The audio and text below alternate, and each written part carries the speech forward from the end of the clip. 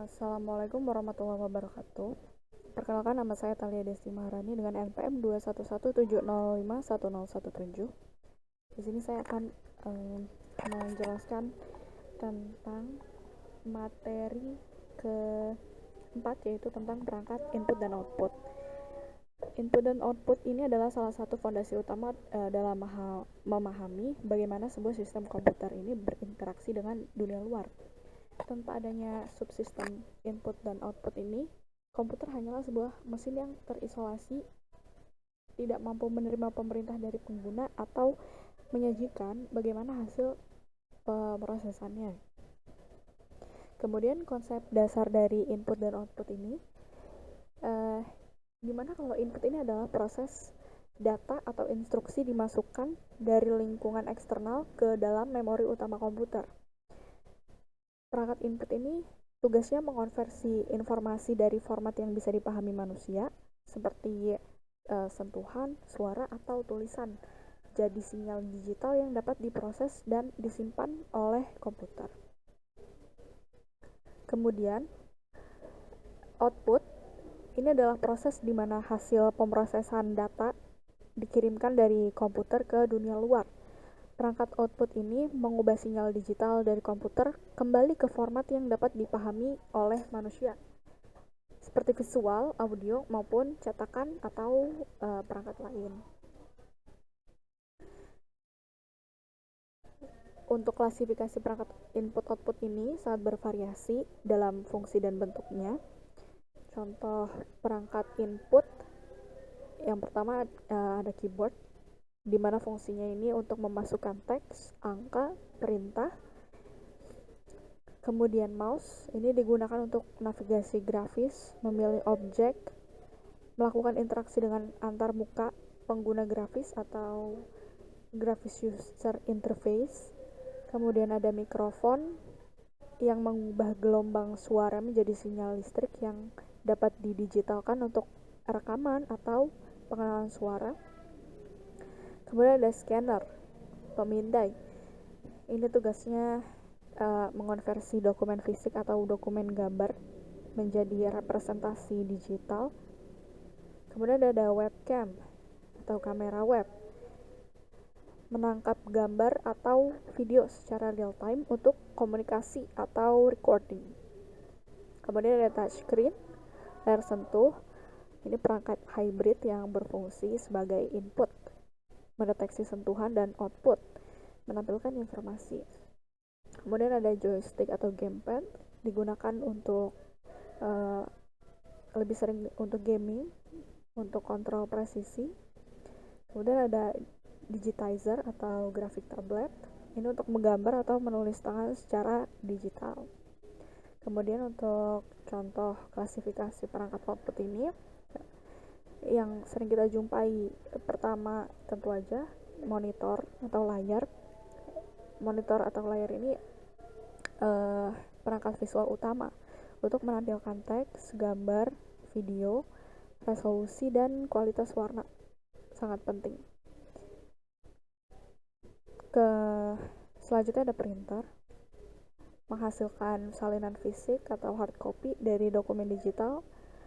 Ada banyak macamnya printer, jenisnya ada inkjet, laser, dot matrix. Banyak juga printer yang build up sekaligus bersama scanner. Selanjutnya ada speaker, headphone, mengubah sinyal audio digital menjadi gelombang suara yang dapat didengar. Kemudian ada proyektor, bisa memproyeksikan gambar yang diperbesar ke permukaan datar untuk audiens yang lebih besar. Kemudian ada plotter, dari printer, tetapi digunakan untuk mencetak gambar vektor atau blueprint yang sangat besar dan presisi. Lalu bagaimana sih struktur modul dari perangkat input dan output ini? Setiap perangkat input dan output ini terhubung ke sistem bus komputer, ke sebuah modul input-output atau device controller. Modul ini fungsinya penting, di antara lain yaitu antarmuka antara CPU dan memori. Jadi modul input dan output ini berkomunikasi dengan CPU dan memori utama melalui bus system. Kemudian interface dengan perangkat eksternal.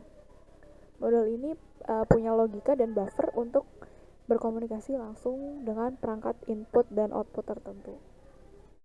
Kemudian buffer data. Buffer data ini disediakan sementara untuk data yang bakal ditransfer untuk menynkronkan kecepatan transfer antara perangkat input dan output yang lambat dan CPU atau memori yang cepat. Kemudian deteksi dan pelaporan kesalahan.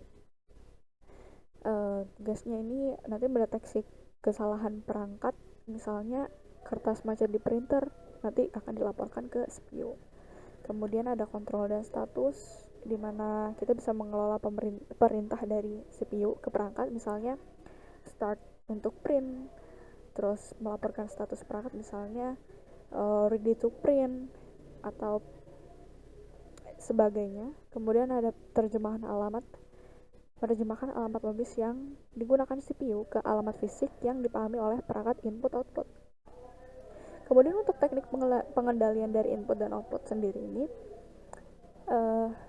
ada tiga teknik utama. Yang pertama terprogram atau program input output. Dalam metode ini, CPU ini secara aktif dan langsung mengontrol setiap langkah transfer data. Kemudian CPU ini terus-menerus memeriksa status modul input output, misalnya apakah buffer input outputnya kosong untuk menerima data atau penuh untuk mengirim data, dengan cara membaca register statusnya. Kemudian CPU ini akan berulang kali polling memeriksa hingga perangkat siap. Kelemahannya ini sangat tidak efisien untuk CPU karena CPU ini harus menunggu dan tidak bisa melakukan pekerjaan lain selama proses polling berlangsung. Ini cocok untuk perangkat yang sangat lambat atau transfer data yang sangat jarang. Kemudian yang kedua, teknik kedua, input output berbasis interupsi atau interrupt driven input output. Ini adalah peningkatan dari input output terprogram. Daripada CPU ini terus-menerus polling, perangkat input dan output ini akan memberitahu CPU ketika dia bakal siap untuk transfer data atau ketika suatu operasi ini sudah selesai. Ketika perangkat input outputnya siap, dia bakal mengirim sinyal interupsi ke CPU. Kemudian CPU ini bakal menghentikan tugasnya, menyimpan konteksnya, melayani rutinitas penanganan interupsi atau Interrupt Service Routine (ISR) yang relevan untuk perangkat input output tersebut. Kemudian melakukan transfer datanya, lalu menjalankan tugas sebelumnya. Keuntungannya ini lebih efisien daripada CPU. Ini lebih efisien karena CPU ini bebas melakukan pekerjaan lain sambil menunggu perangkat input output. Namun CPU ini masih terlibat dalam setiap transfer kata data. Kemudian ada Direct Memory Access (DMA). Teknik ini paling efisien untuk transfer data dalam jumlah besar, misalnya membaca file dari hard drive. Sebuah komponen khusus yang disebut DMA controller ini mengambil alih tugas transfer data langsung antara perangkat input output dan memori utama tanpa melibatkan CPU untuk setiap kata data. Jadi CPU hanya perlu menginisialisasi DMA controllernya dengan memberikan informasi seperti alamat memori awal, jumlah data yang akan ditransfer, dan alamat perangkat input outputnya. Setelah diinisialisasi, pengontrol DMA ini akan melakukan transfer secara mandiri.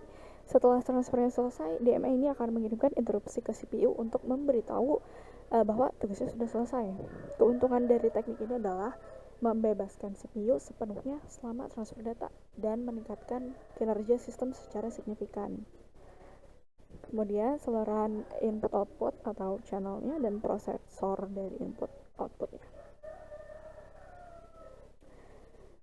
Untuk sistem yang lebih kompleks dan berkinerja tinggi, konsep saluran atau channel I/O, input output, dan prosesor input output yang digunakan